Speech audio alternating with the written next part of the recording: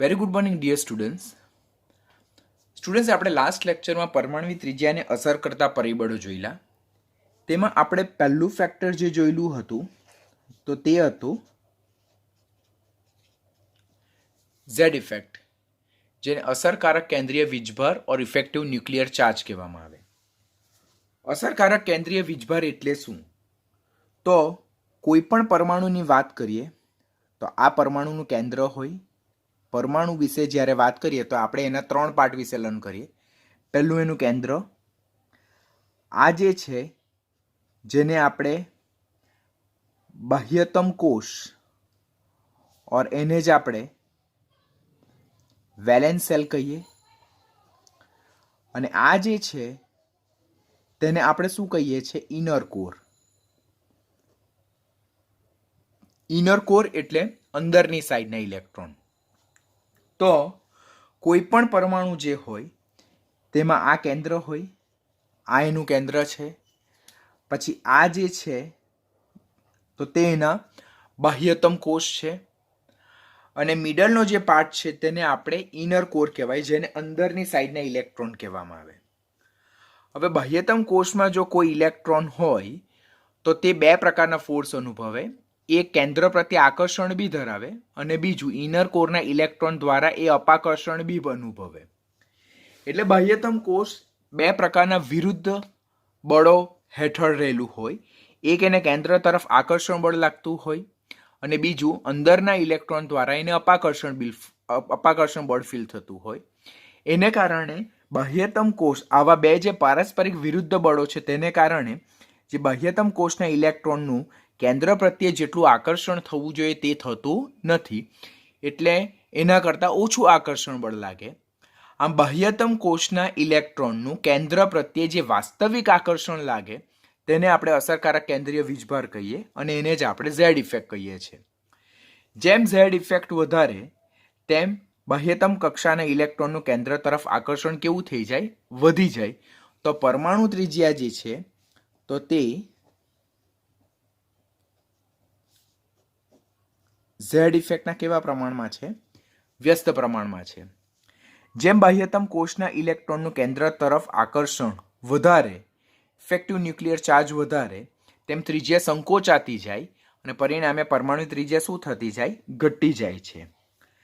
Z effect અને જે shielding effect છે તેના વચ્ચેનો શું સંબંધ?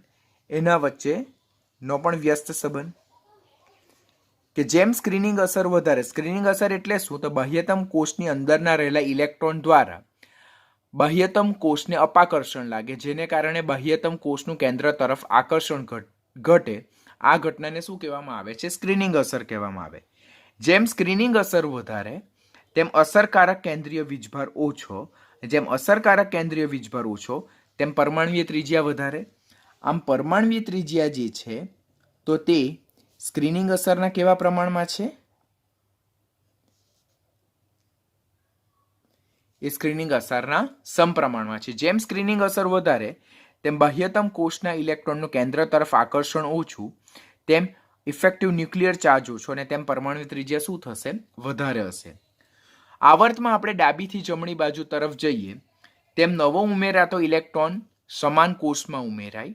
સમાન કોષમાં ઉમેરાય એટલે કે બાહ્યતમ કોષના ઇલેક્ટ્રોનનું કેન્દ્રથી અંતર ઓલમોસ્ટ સેમ રહે છે, પરંતુ સાથે સાથે શું થાય? જેમ આપણે આવર્તમાં ડાબીથી જમણી બાજુ તરફ જઈએ તેમ કેન્દ્રમાં +1ના વધારા સાથે પ્રોટોનની સંખ્યામાં વધારો થાય. એટલે effective nuclear charge is going to increase by +1 as we move from left to the right. જેમ ડાબી બાજુથી જમણી બાજુ તરફ જઈએ અને જેમ અસરકારક જે કેન્દ્રીય વીજભાર છે તે વધતો જાય તેમ પરમાણુય ત્રિજ્યા ઘટતી જાય. માટે આવર્તમાં ડાબીથી જમણી બાજુ તરફ જતા અસરકારક કેન્દ્રીય વીજભાર વધવાને કારણે પરમાણુય ત્રિજ્યા શું થવાનું વલણ દર્શાવે છે? ઘટવાનું વલણ દર્શાવે છે.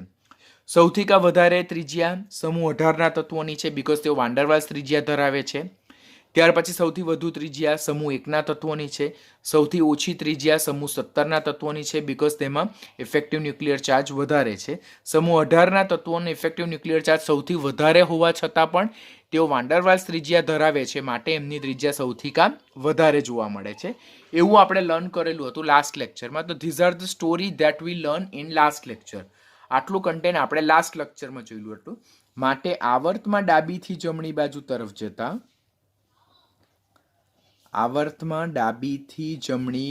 તરફ જતા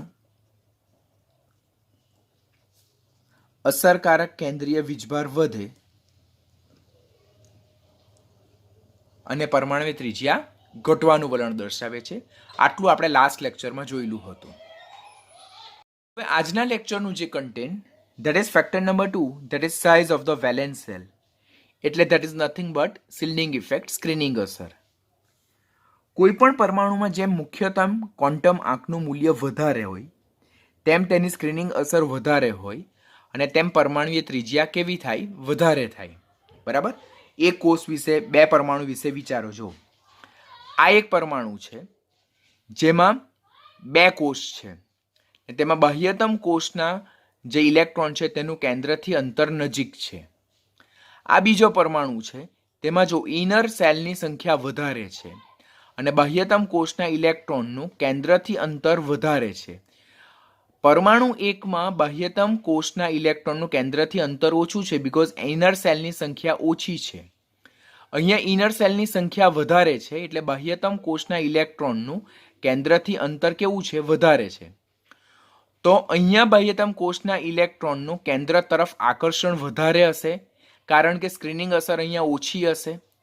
જ્યારે અહીંયા બાહ્યતમ કોષના ઇલેક્ટ્રોનનું કેન્દ્ર તરફ આકર્ષણ ઓછું હશે, જ્યારે અહીંયા સ્ક્રીનિંગ અસર કેવી હશે? વધારે હશે.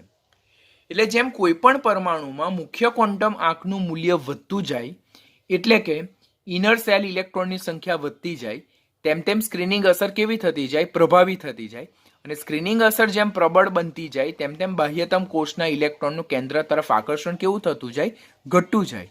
અને જેને કારણે પરમાણુ ત્રિજ્યા શું થવાનું વલણ દર્શાવે છે? વધવાનું વલણ દર્શાવે છે. હું તમને શું સમજાવું છું તે ખ્યાલ આવે છે ને? કે જેમ મુખ્ય ક્વોન્ટમ આંકનું મૂલ્ય વધારે તેમ સ્ક્રીનિંગ અસર વધારે, તેમ પરમાણુય ત્રિજ્યા વધારે. આમ પરમાણુય ત્રિજ્યા એ સ્ક્રીનિંગ અસરના કેવા પ્રમાણમાં છે? સમપ્રમાણમાં છે. ફરીથી સમજો, આ એક પરમાણુ છે, આ બીજો પરમાણુ છે. આ એક પરમાણુમાં ઇનર સેલ એટલે અંદરના કોષ જે છે તેની સંખ્યા ઓછી છે એટલે બાહ્યતમ કોષના ઇલેક્ટ્રોનનું કેન્દ્ર તરફ આકર્ષણ વધારે બીકોઝ અહીંયા સ્ક્રીનિંગ અસર ઘણી ઓછી હશે.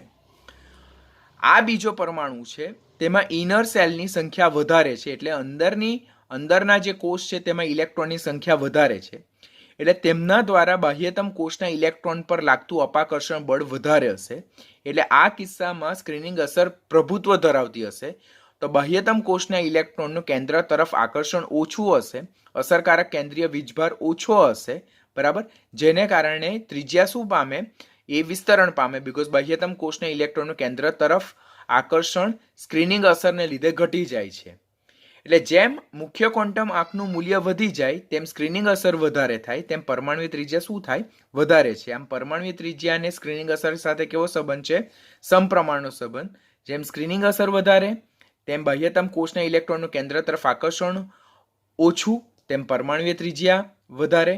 જેમ સ્ક્રીનિંગ અસર ઓછી તેમ બાહ્યતમ કોષના ઇલેક્ટ્રોનનું કેન્દ્ર તરફ આકર્ષણ વધારે, તેમ પરમાણુય ત્રિજ્યા ઓછી. તો આ રિલેશન આપણે પહેલા ખાસ યાદ રાખવાનું. આવર્ત કોષ્ટકની જો વાત કરીએ તો આપણે લાસ્ટ લેક્ચરમાં આવર્ત વિશે લર્ન કરી ચૂકેલા છે કે જેમ આપણે આવર્તમાં ડાબીથી જમણી બાજુ તરફ જઈએ તેમ અસરકારક કેન્દ્રીય વીજભાર એટલે effective nuclear charge Z effect વધતી જાય એટલે બાહ્યતમ કોષના ઇલેક્ટ્રોનનું કેન્દ્ર તરફ આકર્ષણ વધતું જાય માટે ત્રિજ્યા સંકોચાતી જાય. પરંતુ આપણે આવર્ત કોષ્ટકમાં એક જ સમૂહ અથવા ઊભા સ્તંભોમાં જેમ ઉપરથી નીચે તરફ આવીએ તેમ પરમાણુ ક્રમાંક વધવાની સાથે પરમાણુય ત્રિજ્યામાં શું થાય છે? વધારો નોંધાતો જાય છે. એટલે this is also very important line. જ્યાં સુધી નીટની એક્ઝામ ઓવર નહીં થશે ત્યાં સુધી આ લાઇન તમારો પીછો નહીં છોડશે કે સમૂહમાં ઉપરથી નીચે તરફ જતા પરમાણુય ત્રિજ્યામાં શું ફેરફાર થાય? તો સમૂહમાં ઉપરથી નીચે તરફ જતા પરમાણુય ત્રિજ્યામાં વધારો થતો જાય. તો આપણે જોઈએ તો લિથિયમ છે, સોડિયમ છે, પોટેશિયમ છે, રૂબિડિયમ છે, સિઝિયમ છે. સમૂહ એકના તત્વો લિથિયમથી સિઝિયમ તરફ જતા પરમાણુ ક્રમાંક વધતો જાય છે. બરાબર? તો જેમ સમૂહમાં ઉપરથી નીચે તરફ જઈએ પરમાણુ ક્રમાંક વધે તેમ પરમાણુય ત્રિજ્યા કે જે પિકોમીટરમાં મેઝર કરેલી છે તે પણ વધતી જાય છે. જો લિથિયમની 152 પિકોમીટર, સોડિયમની 186 પિકોમીટર, પોટેશિયમની 231, રૂબિડિયમની 244 અને સીઝિયમની 262 પિકોમીટર. એટલે જેમ આપણે ઉપરથી નીચે તરફ આવીએ તેમ જેમ પરમાણુ ક્રમાંક વધતો જાય તેમ પરમાણુય ત્રિજ્યામાં ક્રમશઃ શું થતો જાય છે? વધારો થતો જાય છે. એવી જ રીતે સમૂહ 17ના તત્વોની જો વાત કરીએ તો ફ્લોરિનથી લઈને એસ્ટેટિન, ફ્લોરિન, ક્લોરિન, બ્રોમિન, આયોડિન અને એસ્ટેટિન, એટલે સમૂહ 17માં જેમ સમૂહમાં ઉપરથી નીચે તરફ જઈએ તેમ તેમ પરમાણુ ત્રિજ્યા ક્રમશઃ પિકોમીટરમાં વધતી જાય. જો 64, 99, 114, 133, 140. આમ સમૂહમાં ઉપરથી નીચે તરફ જતા જેમ પરમાણુ ક્રમાંક વધતો જાય તેમ પરમાણુય ત્રિજ્યામાં ક્રમશઃ કેવો થતો જાય છે? વધારો થતો જાય છે. આ કોઈ પણ વેલ્યુ તમારે યાદ નથી રાખવાના, મને પોતાને પણ યાદ નથી. So you should not worry about the value. You just need to remember કે as we move down in a same group, કોઈ પણ સમૂહમાં જેમ ઉપરથી નીચે તરફ જઈએ તેમ જેમ પરમાણુ ક્રમાંક વધતો જાય તેમ તેની પરમાણુય ત્રિજ્યામાં ક્રમશઃ શું થતો જાય? વધારો થતો જાય. સેમ વસ્તુને જો આપણે ગ્રાફિકલ ફોર્મમાં જોઈએ તો વાય એક્સિસ પર આપણે પરમાણુય ત્રિજ્યા પિકોમીટરમાં મેન્શન કરીએ છીએ, એક્સ એક્સિસ પર આપણે પરમાણુય ક્રમાંક દર્શાવીએ છીએ. તો જો જેમ પરમાણુ ક્રમાંક વધતો જાય તેમ લિથિયમથી લઈને સીઝિયમ તરફ જો ગ્રાફ અપવર્ડ પોઝિશનમાં, એટલે જેમ પરમાણુ ક્રમાંક વધતો જાય લિથિયમ, સોડિયમ, પોટેશિયમ, રૂબિડિયમ અને સીઝિયમ તેમ પરમાણુય ત્રિજ્યાનો ગ્રાફ અપર સાઇડ છે. તેવી જ રીતે અહીંયા સમૂહ 17ની વાત કરીએ તો સમૂહ 17માં પણ એવું જ છે કે ફ્લોરિનથી લઈને એસ્ટેટિન, આયોડિન, એસ્ટેટિન પણ આગળ આવી શકે. અહીંયા આપણે આયોડિન સુધી મેન્શન કરેલું છે. તો જેમ ફ્લોરિનથી લઈને આયોડિન તરફ જતા પરમાણુ ક્રમાંક જેમ ક્રમશઃ વધતો જાય તેમ તેમ પરમાણુય ત્રિજ્યામાં ક્રમશઃ શું થતો જાય છે? વધારો થતો જાય. આ ગ્રાફ આટલો જ તમારે યાદ રાખવાનો, બીકોઝ સમટાઈમ્સ એ લોકો અહીંયા એક્સ આપે, અહીંયા વાય આપે, અહીંયા ઝેડ આપે અને સમૂહ એકના તત્વો એક્સ વાય ઝેડ મેન્શન કરે તો X Y Z element identify કરો એવો ક્વેશ્ચન પૂછે તો તમારે ગૂંચવાઈ જવાનું નહીં. ટેક્સ્ટબુકમાં આટલા ગ્રાફ મેન્શન કરેલા છે તો એટલીસ્ટ આપણે એટલા તો યાદ રાખવાના જ કે જેમ પરમાણુ ક્રમાંક વધતો જાય તેમ તેમ સમૂહમાં ઉપરથી નીચે તરફ જતા પરમાણુય ત્રિજ્યામાં પણ ક્રમશઃ શું થાય છે? વધારો થતો જાય છે. હવે આપણને એમ કન્ફ્યુઝન થાય, સર આવું શા માટે થાય? કેમ સમૂહમાં ઉપરથી નીચે તરફ જતા પરમાણુ ક્રમાંક વધવાની સાથે પરમાણુય ત્રિજ્યામાં વધારો જોવા મળે છે? તો સમૂહમાં જેમ ઉપરથી નીચે તરફ જઈએ તેમ પરમાણુ ક્રમાંક વધે છે, આપણે જોયું. પરમાણુ ક્રમાંક વધે તેમ શું થાય? પરમાણુ ક્રમાંક વધવાની સાથે બે અફેક્ટ થાય સમૂહમાં ઉપરથી નીચે તરફ જતા. એક તો પરમાણુ ક્રમાંક જેમ વધતો જાય તેમ તેમ કેન્દ્રમાં પ્રોટોનની સંખ્યા વધતી જાય અને જેમ કેન્દ્રમાં પ્રોટોનની સંખ્યા વધતી જાય તેમ કેન્દ્રીય વીજભાર એટલે ન્યુક્લિયર ચાર્જ ક્રમશઃ વધતો જાય. આટલું તો બધાને ખ્યાલ હોય જ. આપણને ખબર છે કે કેન્દ્રનો જો વીજભાર છે તે કોને આભારી છે? તે પ્રોટોનની સંખ્યાને આભારી છે. અને પ્રોટોનની સંખ્યા શું દર્શાવે છે? તો જે તે તત્વનો પરમાણુ ક્રમાંક દર્શાવે છે. તો as we move down in a same group, સમાન સમૂહમાં ઉપરથી નીચે તરફ આપણે જેમ જઈએ તેમ પરમાણુ ક્રમાંક વધતો જાય તેમ તેમ કેન્દ્રમાં પ્રોટોનની સંખ્યા વધતી જાય તેમ તેમ કેન્દ્રીય વીજભાર પણ વધતો જાય. પણ એની સાથે બીજું શું ફેરફાર થતો જાય? તો જેમ પરમાણુ ક્રમાંક વધતો જાય તેમ તેમ મુખ્ય ક્વોન્ટમ આંકનું મૂલ્ય પણ વધતું જાય. બરાબર, n બરાબર 2 થી 3 થી 4 થી 5 થી 6 થી 7. તો જેમ આપણે સમૂહમાં ઉપરથી નીચે તરફ જઈએ તેમ પરમાણુ ક્રમાંકના વધારા સાથે મુખ્યતમ ક્વોન્ટમ આંક, જેને પ્રિન્સિપલ ક્વોન્ટમ નંબર કહીએ, તેનું મૂલ્ય પણ વધતું જાય. નવો ઉમેરાતો ઇલેક્ટ્રોન જે છે તે ઊંચા ઉર્જા સ્તરવાળા કોષમાં દાખલ થતો જાય, જેને કારણે ઇનર સેલ, જેને આંતરિક કોષ કહેવામાં આવે, તેની સંખ્યા પણ વધતી જાય અને એને કારણે સમૂહમાં ઉપરથી નીચે તરફ જતા સ્ક્રીનિંગ અસર વધતી જાય છે. હવે અહીંયા કન્ફ્યુઝન થઈ ગયું કે સમૂહમાં ઉપરથી નીચે તરફ જતા પરમાણુ ક્રમાંક બી વધે, પરમાણુ ક્રમાંકના વધારા સાથે કેન્દ્રીય વીજભાર બી વધે અને સ્ક્રીનિંગ અસર બી વધે. તો આપણે તો જોયું કે પરમાણુય ત્રિજ્યા એ કેન્દ્રીય વીજભારના કેવા પ્રમાણમાં છે? વ્યસ્ત પ્રમાણમાં છે. તો કેન્દ્રીય વીજભાર વધે તો પરમાણુ ત્રિજ્યા ઘટવી જોઈએ. સ્ક્રીનિંગ અસરના સમપ્રમાણમાં છે. કેન્દ્રીય એટલે કે જેમ સ્ક્રીનિંગ અસર વધારે તેમ પરમાણુય ત્રિજ્યા વધારે. તો આપણને એમ થાય કે સર સમૂહમાં ઉપરથી નીચે તરફ જતા બંનેમાં વધારો થાય તો પરમાણુ ત્રિજ્યામાં શું ફેરફાર થાય? તો આટલું તમને ખ્યાલ આવે ને? તો કોઈ પણ સમૂહમાં ઉપરથી નીચે તરફ જતા જેમ પરમાણુ ક્રમાંક વધતો જાય તેમ તેમ કેન્દ્રમાં પ્રોટોનની સંખ્યા વધતી જાય તેમ કેન્દ્રમાં ધન વીજભારનું મૂલ્ય વધતો જાય. પરંતુ પરમાણુ ક્રમાંકના વધારા સાથે મુખ્ય ક્વોન્ટમ આંકનું મૂલ્ય પણ વધતું જાય, નવો ઉમેરાતો ઇલેક્ટ્રોન નવા ઉર્જા સ્તરવાળા કોષમાં પણ દાખલ થતો જાય, સાથે સાથે ઇનર સેલ ઇલેક્ટ્રોનની સંખ્યા પણ વધતી જાય અને એને કારણે સ્ક્રીનિંગ અસર પણ ક્રમશઃ વધતી જાય છે. આમ સમૂહમાં ઉપરથી નીચે તરફ જતા કેન્દ્રીય વીજભાર પણ વધે અને સ્ક્રીનિંગ અસર પણ વધે, પરંતુ ધેટ ઇઝ ઇમ્પોર્ટન્ટ, સમૂહમાં ઉપરથી નીચે તરફ જતા કેન્દ્રીય વીજભારમાં જે વધારો થાય છે તેના કરતાં સ્ક્રીનિંગ અસરમાં થતો વધારો વધારે પ્રભુત્વ ધરાવતો હશે. એટલે જેમ આપણે સમૂહમાં ઉપરથી નીચે તરફ જઈએ તેમ કેન્દ્રીય વીજભાર પણ વધે, સ્ક્રીનિંગ અસર પણ વધે, પરંતુ વધારો શેમાં નોંધાય છે? સ્ક્રીનિંગ અસરમાં થતો વધારો એ કેન્દ્રીય વીજભારમાં વધારો જે નોંધાય તેના કરતાં વધારે પ્રીડોમિનન્ટ ઇફેક્ટ ઉપજાવે છે, વધારે પ્રભુત્વ ધરાવતી અસર ઉપજાવે છે, જેને કારણે વધારે પ્રબળ સ્ક્રીનિંગ અસરને કારણે બાહ્યતમ કોષના ઇલેક્ટ્રોન જે છે તેનું કેન્દ્ર તરફ આકર્ષણ શું થાય? ઘટે.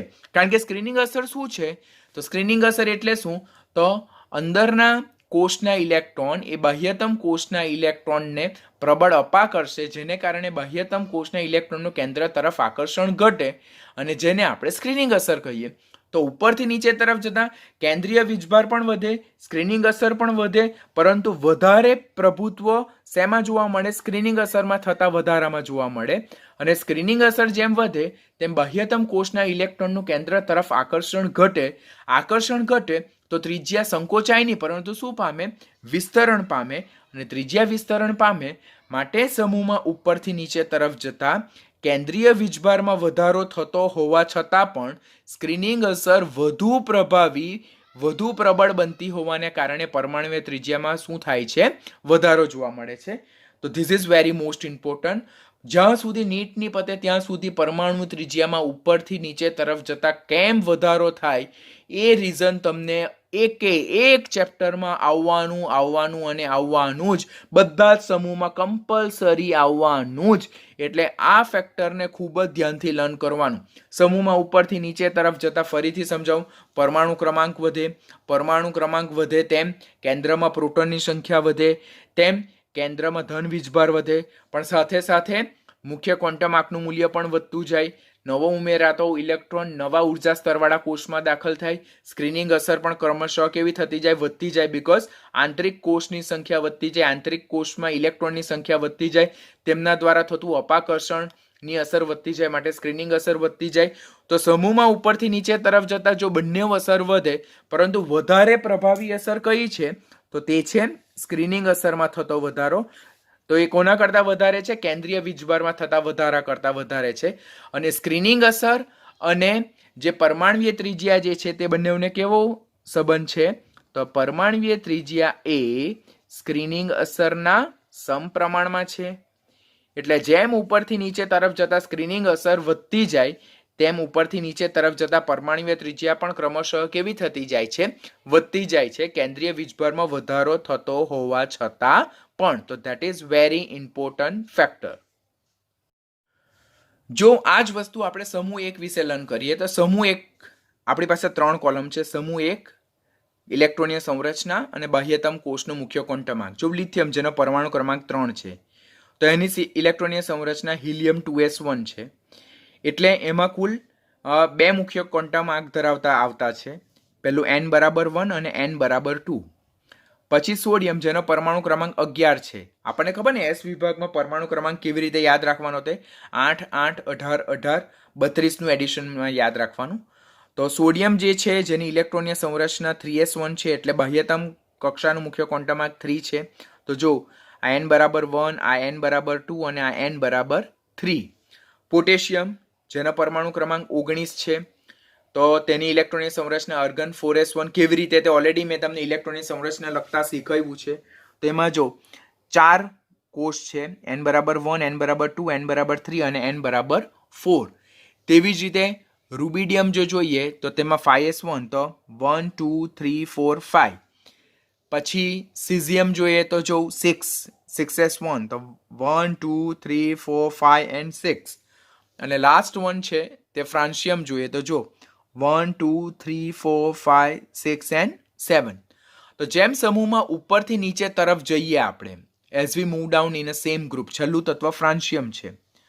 તો પરમાણુ ક્રમાંક તો વધતો જાય છે. જો પરમાણુ ક્રમાંક વધે, કેન્દ્રમાં પ્રોટોનની સંખ્યા પણ વધે, પરંતુ જો ઇનર સેલની સંખ્યા પણ ક્રમશઃ કેવી થતી જાય છે? વધતી જાય છે.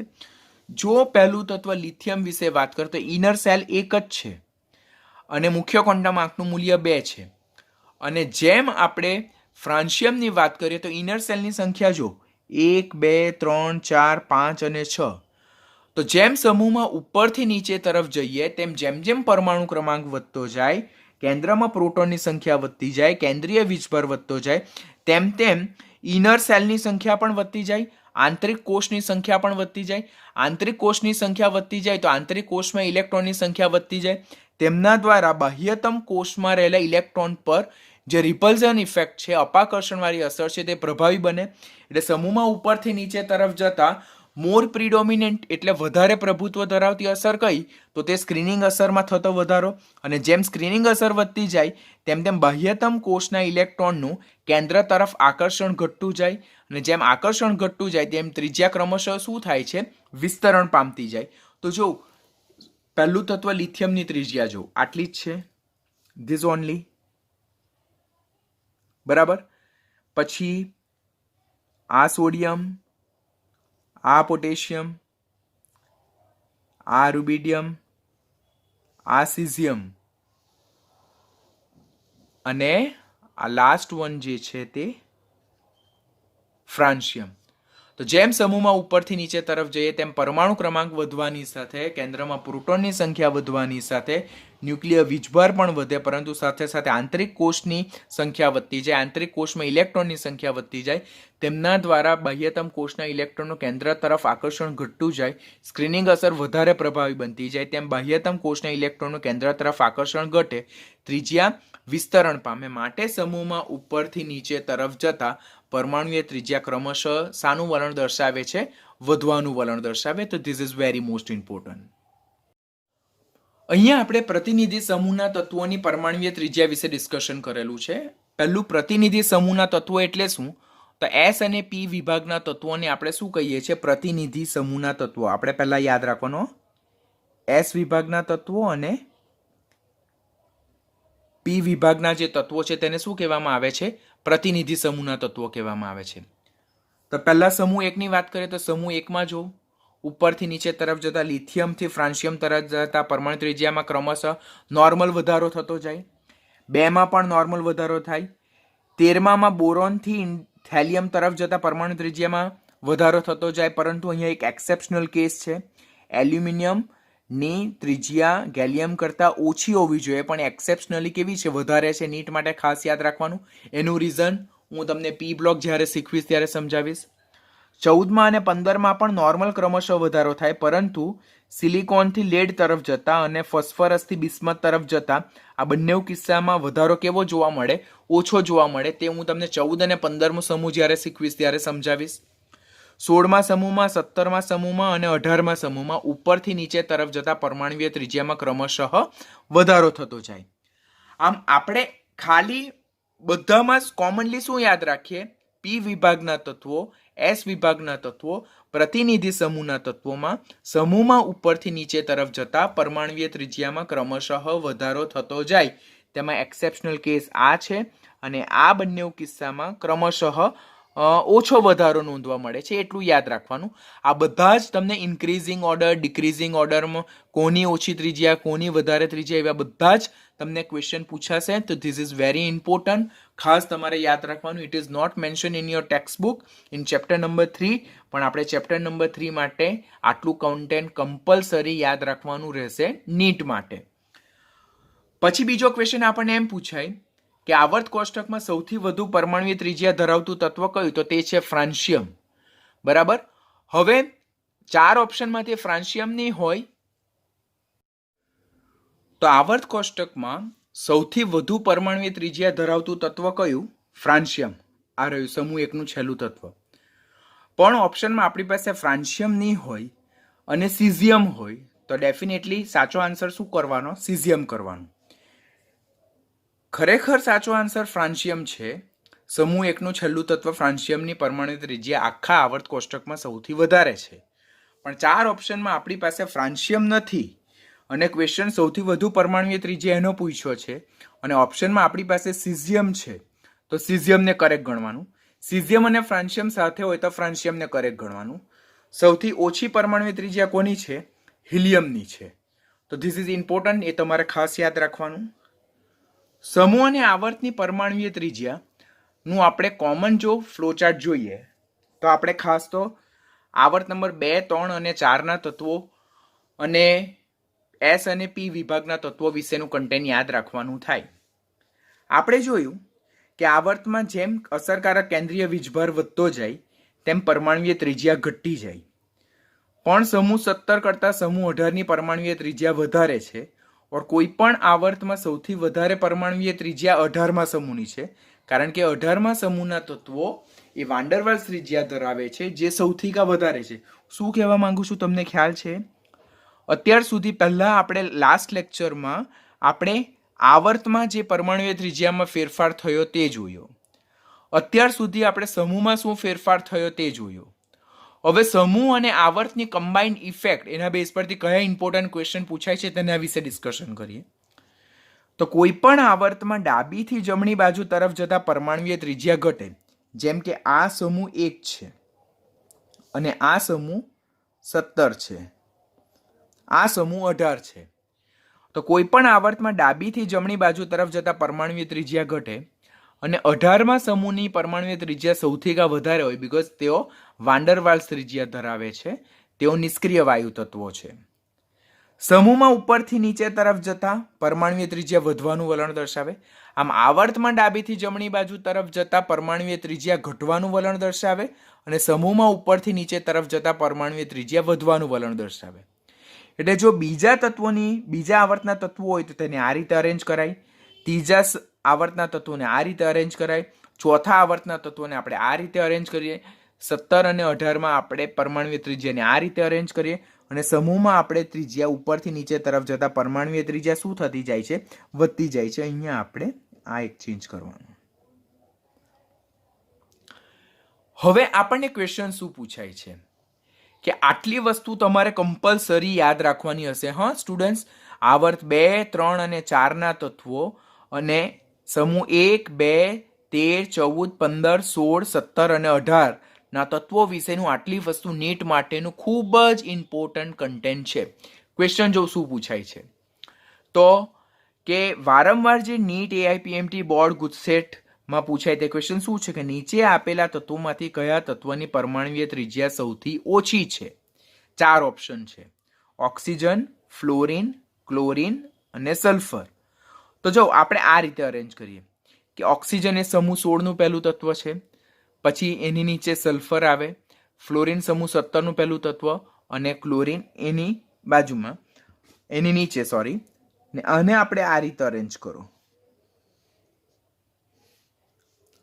હવે જો આમ રીતે જોતા આ જો પોઇન્ટેડ એરો કોના તરફ છે? ફ્લોરિન તરફ છે.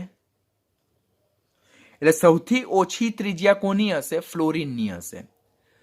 અને ડબલ પોર્શન જે છે તો તે કોના તરફ છે? સલ્ફર તરફ.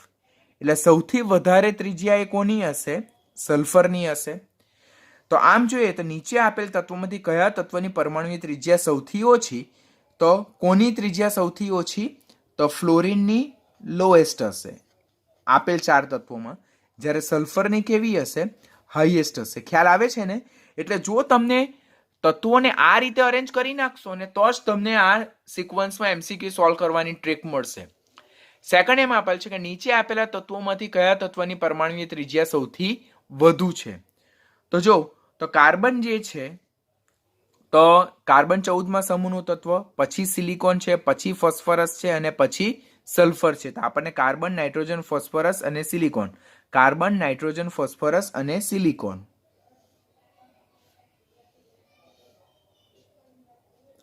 ઓકે, હવે એમાં પોઇન્ટેડ એરો કોના તરફ છે? નાઇટ્રોજન તરફ છે. તો સૌથી ઓછી કોની છે? તો એ નાઇટ્રોજનની છે. સૌથી ઓછી કોની છે? નાઇટ્રોજનની છે. ને સૌથી વધારે કોની છે? સિલિકોનની. તો આમાં સૌથી વધારે કોની હશે? સિલિકોનની. તમે પ્રીવિયસ યરના ક્વેશ્ચન પેપર જોશો તો આ પ્રકારના ક્વેશ્ચન તમને ખાસ કોમ્પિટિટિવની એક્ઝામમાં પૂછાય છે અને એને સોલ્વ કરવા માટેની બેસ્ટ ટેકનિક આ જ છે કે તત્વોને સમૂહ અને આવર્તના યોગ્ય ક્રમમાં ગોઠવી દેવાનું અને તેમને પરમાણુ ત્રિજ્યાના ચડતા અને ઉતરતા ક્રમમાં ગોઠવી દેવાનું કે આવર્તમાં ડાબીથી જમણી બાજુ તરફ જતા પરમાણુ ત્રિજ્યા ઘટે, સમૂહમાં ઉપરથી નીચે તરફ જતા પરમાણુ ત્રિજ્યા વધે અને આ પ્રમાણે એનું ઇન્ટરપ્રિટેશન કરીને તમારે કરેક્ટ આન્સર તરફ મૂવ થવાનું રહેશે. તો this is most important one, તમારે ખાસ યાદ રાખવાનું રહેશે.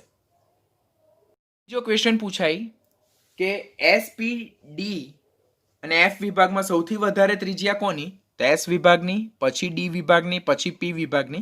બીકોઝ એસ વિભાગના તત્વો સૌથી ડાબી બાજુ આવેલા છે અને પી વિભાગના તત્વો સૌથી જમણી બાજુ આવેલા છે. આમ ડી વિભાગની જે ત્રિજ્યા જે છે તે એસ વિભાગ કરતાં ઓછી અને પી વિભાગ કરતાં કેવી જોવા મળે છે? વધારે છે. તો આ તમારે ઇમ્પોર્ટન્ટ એમસીક્યુ છે. પછી ડી વિભાગના તત્વોમાં પ્રથમ સંક્રાંતિ શ્રેણી, દ્વિતીય સંક્રાંતિ શ્રેણી અને તૃતીય સંક્રાંતિ શ્રેણી, બરાબર, તેના તત્વોની પરમાણુય ત્રિજ્યાનો પણ ક્રમ આપેલો છે.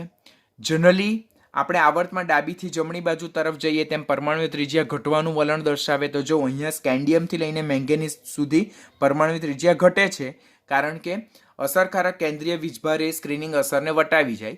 પછી આયનથી લઈને નિકલ સુધી પરમાણુ ત્રિજ્યા એ ઓલમોસ્ટ કેવી રહે છે? સેમ છે. જો 126, 125, 124 પિકોમીટર, તો પિકોમીટરમાં છે તો ઓલમોસ્ટ સેમ છે કારણ કે સ્ક્રીનિંગ અસર અને અસરકારક કેન્દ્રીય વીજભાર ઓલમોસ્ટ સેમ છે. કોપર કરતાં ઝિંકની પરમાણુ ત્રિજ્યા વધારે છે બીકોઝ સ્ક્રીનિંગ અસર કરતાં અસરકારક કેન્દ્રીય વીજભાર કરતાં સ્ક્રીનિંગ અસરની વેલ્યુ કેવી થાય છે? વધી જાય છે. આ બધા જ પોઈન્ટ જે છે તે તમે 12મા ધોરણમાં ઓલરેડી લર્ન કરવાના છો, પરંતુ આ ચેપ્ટર માટે મારે તમને શીખવાનું જરૂરી બને બીકોઝ આપણે જે બુક સોલ્વ કરવાના છે તેમાં પ્રીવિયસ યરના ક્વેશ્ચનમાં આના રિલેટેડ ક્વેશ્ચન હોય તો તમે ગૂંચવાઈ નહીં જવા જોઈએ. તો ડી વિભાગના તત્વો જેમને સંક્રાંતિ ધાતુ તત્વો કહેવાય તે મોટે ભાગે પ્રથમ સંક્રાંતિ શ્રેણી, દ્વિતીય, તૃતીય અને ચતુર્થ સંક્રાંતિ શ્રેણી, આમ કુલ 4 સંક્રાંતિ શ્રેણીમાં વહેંચાયેલું છે. પ્રથમ સંક્રાંતિ શ્રેણીમાં સ્કેન્ડિયમથી લઈને મેંગેનીઝ સુધી પરમાણુ ત્રિજ્યા ઘટવાનું વલણ દર્શાવે બીકોઝ અસરકારક કેન્દ્રીય વીજભાર એ સ્ક્રીનિંગ અસરને વટાવી જાય. જ્યારે કોપર કરતાં ઝિંકની પરમાણુ ત્રિજ્યા વધારે બીકોઝ અસરકારક કેન્દ્રીય વીજભાર કરતાં સ્ક્રીનિંગ અસર વધારે પ્રભાવી જોવા મળે. દ્વિતીય સંક્રાંતિ શ્રેણીનો ક્રમ અહીંયા ઓલરેડી આપેલો છે. તૃતીય સંક્રાંતિ શ્રેણીનો ક્રમ પણ આ રીતે આપેલો છે. જે રીતે મેં આપેલો છે તે રીતે તમારે કમ્પલસરી યાદ રાખવાનું રહેશે, બરાબર છે. સમૂહમાં ઉપરથી નીચે તરફ જઈએ તેમ સ્કેન્ડિયમ, યટેરિયમ અને લેન્થેનમ જેમ ઉપરથી નીચે તરફ જઈએ તેમ પરમાણુય ત્રિજ્યામાં ક્રમશઃ વધારો થતો જાય. કેમ પરમાણુ ત્રિજ્યામાં ક્રમશઃ વધારો થાય?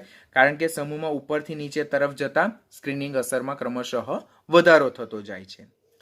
આમ પરમાણુ ત્રિજ્યા જો જોઈએ તો પ્રથમ સંક્રાંતિ શ્રેણી, આ પ્રથમ સંક્રાંતિ શ્રેણી છે, તેના કરતાં દ્વિતીય સંક્રાંતિ શ્રેણીની પરમાણુ ત્રિજ્યા કેવી જોવા મળે?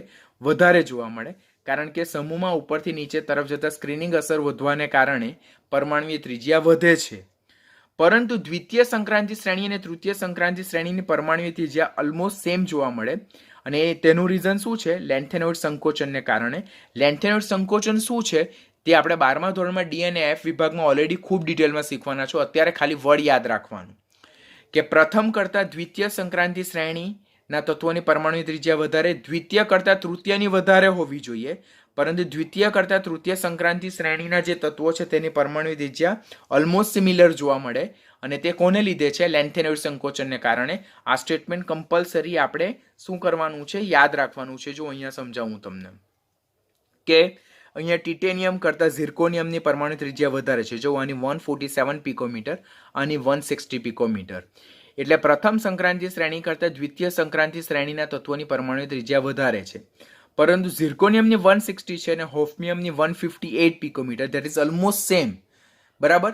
ખાલી 2 ડિજિટનો ફરક છે અને તે પણ ત્રિજ્યા પિકોમીટરમાં માપીએ એટલે ખૂબ જ નજીક, એકદમ નિગ્લિજિબલ ડિફરન્સ છે.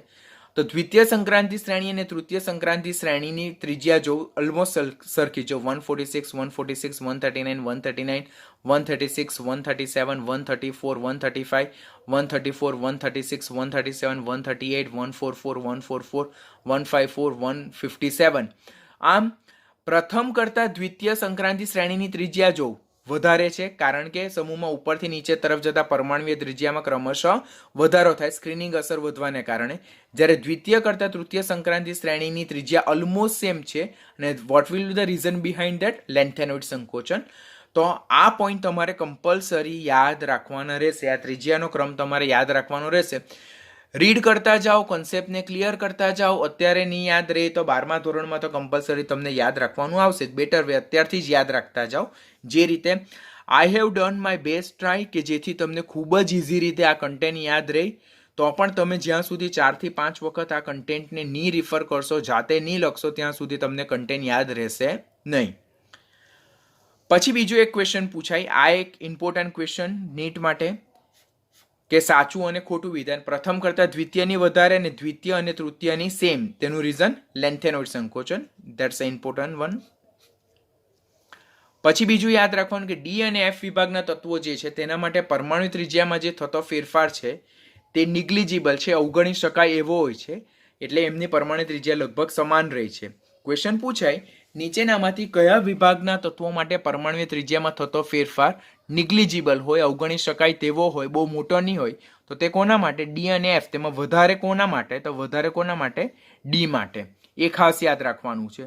તો એ આપણે વેલ્યુ પરથી જ કહી શકીએ. જો 187, 158, 146, 139, 137, 135, 136, 138, 141 ને આ બધા પિકોમીટરમાં વેલ્યુ છે. પિકોમીટરમાં એટલે ખૂબ જ નજીવો ફેરફાર છે.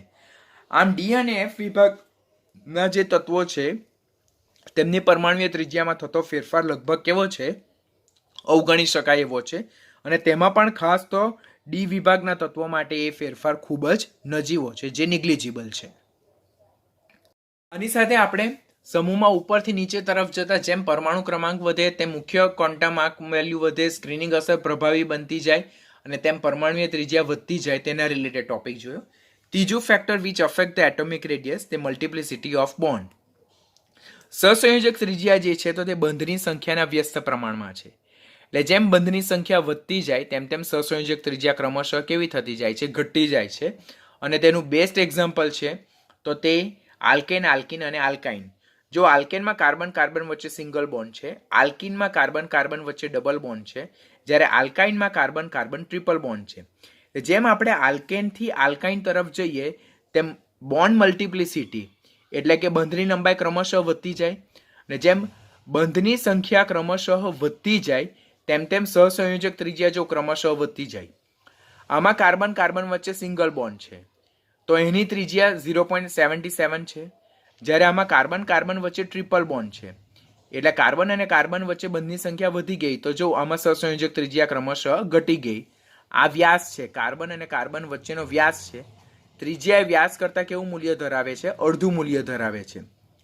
એટલે જેમ આપણે આલ્કેનથી આલ્કાઇન તરફ જઈએ તેમ કાર્બન કાર્બન વચ્ચે જેમ બંધની સંખ્યા વધતી જાય તેમ તેમ સહસંયોજક ત્રિજ્યા ક્રમશઃ કેવી થતી જાય છે? ઘટી જાય છે. એટલે સૌથી વધારે સહસંયોજક ત્રિજ્યા આલ્કેનની, ત્યાર પછી આલ્કીનની અને ત્યાર પછી કોની? આલ્કાઇનની. કારણ કે આલ્કાઇનમાં બંધની સંખ્યા કાર્બન કાર્બન વચ્ચે વધારે છે, ધેટ ઇઝ ટ્રિપલ બોન્ડ. તો આ પણ તમારે ખાસ યાદ રાખવાનું. ઓર્ગેનિકમાં તમે પાછું લર્ન કરશો. અને ફોર્થ વન જે છે તો that is percentage of ionic characteristic, કે જેમ આયનિક લાક્ષણિકતા વધતી જાય તેમ બંધ લંબાઈ ક્રમશઃ ઘટતી જાય અને તેમ તેમ પરમાણુય ત્રિજ્યા પણ ક્રમશઃ કેવું થતું જાય? ઘટતી જાય. આમ પરમાણુય ત્રિજ્યા આયનીય લાક્ષણિકતાના કેવા પ્રમાણમાં છે? વ્યસ્ત પ્રમાણમાં. જો આયનીય લાક્ષણિકતા વધે તો પરમાણુ ત્રિજ્યા ઘટે, જો આયનીય લાક્ષણિકતા ઘટે તો પરમાણુ ત્રિજ્યા ક્રમશઃ વધે. તો આ વ્યસ્ત પ્રમાણનો સંબંધ તમારે ખાસ યાદ રાખવાનો રહેશે. તો આની સાથે આપણે પરમાણુ ત્રિજ્યાને અસર કરતા પરિબળો, સમૂહ અને આવર્તમાં પરમાણુ ત્રિજ્યામાં શું ફેરફાર થાય તેના વિશે લર્ન કર્યું. It is one of the very most important atomic property. પરમાણુય ગુણધર્મનું સૌથી વધારે ઇમ્પોર્ટન્ટ ફેક્ટર આ છે. ખાસ લર્ન કરવાનું, બીકોઝ સમૂહ 1, 2, 13, 14, 15, 16, 17, 18 એસ, પી, ડી અને એફ બધા જ ચેપ્ટરમાં સમૂહમાં ઉપરથી નીચે તરફ જતા, આવર્તમાં ડાબીથી જમણી બાજુ તરફ જતા પરમાણુ ત્રિજ્યામાં શું ફેરફાર થાય તેને રિલેટેડનો ટોપિક તમને પાછળથી ઘણા બધા ચેપ્ટરમાં એકની એક સ્ટોરી રિપીટ કરવાની આવશે. તો અત્યારે જ આ લેક્ચરમાં એને ખૂબ ધ્યાનથી સમજી લેવું. સમૂહમાં ઉપરથી નીચે તરફ જતા પરમાણુ ત્રિજ્યા વધે, આવર્તમાં ડાબીથી જમણી બાજુ તરફ જતા પરમાણુ ત્રિજ્યા ઘટવાનું વલણ દર્શાવે. સૌથી વધારે સમૂહ 18ની પરમાણુય ત્રિજ્યા બીકોઝ વાન ડર વાલ્સ ત્રિજ્યા, ત્યાર પછી સમૂહ 1ની, અને સૌથી ઓછી પરમાણુય ત્રિજ્યા એ સમૂહ 17ના તત્વોની છે. આવર્ત કોષ્ટકમાં સૌથી વધારે પરમાણુ ત્રિજ્યા ધરાવતું તત્વ ફ્રાન્સિયમ, પછી સિઝિયમ, અને સૌથી ઓછી પરમાણુ ત્રિજ્યા ધરાવતું તત્વ કોણ છે?